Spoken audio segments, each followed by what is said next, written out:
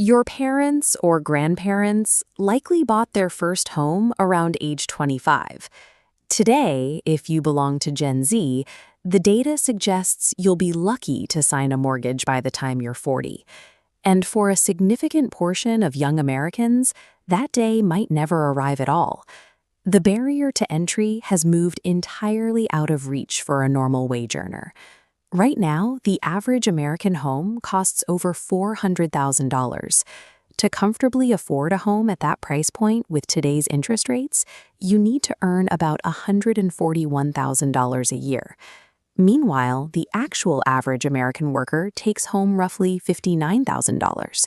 You are looking at a mathematical canyon between what homes cost and what people actually make.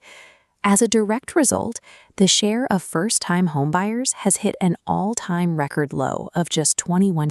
Over 90% of Millennials and Gen Z say they still want to own a home someday. The ambition hasn't changed, but the mathematical reality has simply broken. Imagine walking into a grocery store to buy bread, but there is exactly one loaf left on the shelf. 50 other people are standing in the same aisle, and they all want it. What happens to the price? It goes through the roof. This chart illustrates the exact same concept. In 2023, the U.S. housing market was short a staggering 4.9 million units relative to what buyers actually needed. Against that deficit, developers completed only 1.45 million new homes that year. We are severely underproducing shelter. Builders are dealing with expensive post-pandemic materials and rising labor costs. But the biggest hurdle preventing them from closing this gap is an invisible, artificial barrier: local zoning laws. Young buyers are stuck trying to bid on a shrinking pool of inventory. It is impossible to buy houses that simply do not exist. Zoning laws are local municipal codes that dictate exactly what type of structures can be legally built on specific pieces of land. In the vast majority of American suburbs, these rules mandate that land can only be used for single-family homes sitting on large, sprawling lots. This map shows how those regulations deliberately squeeze supply. If a developer wants to build a dense, affordable apartment complex or a row of townhomes on these streets, they can't. Those structures are legally banned. These restrictions are fiercely defended by older, established homeowners. By opposing new, dense construction in their local neighborhoods, a mindset known as "not in my backyard," they artificially restrict local supply, which guarantees their own property values continue to inflate.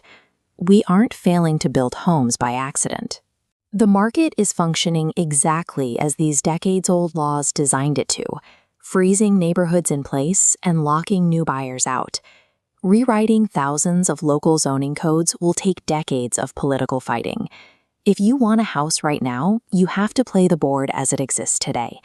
Here are the moves to bypass the system. First, geographic arbitrage.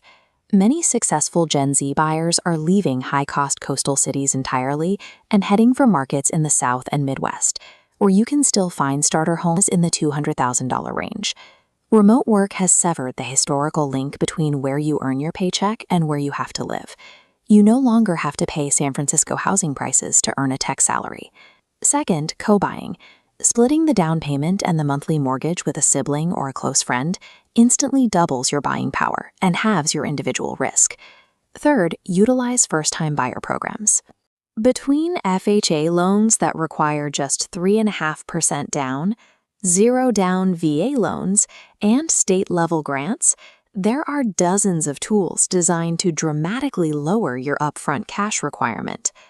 Finally, you have to let go of the idea of the turnkey forever home.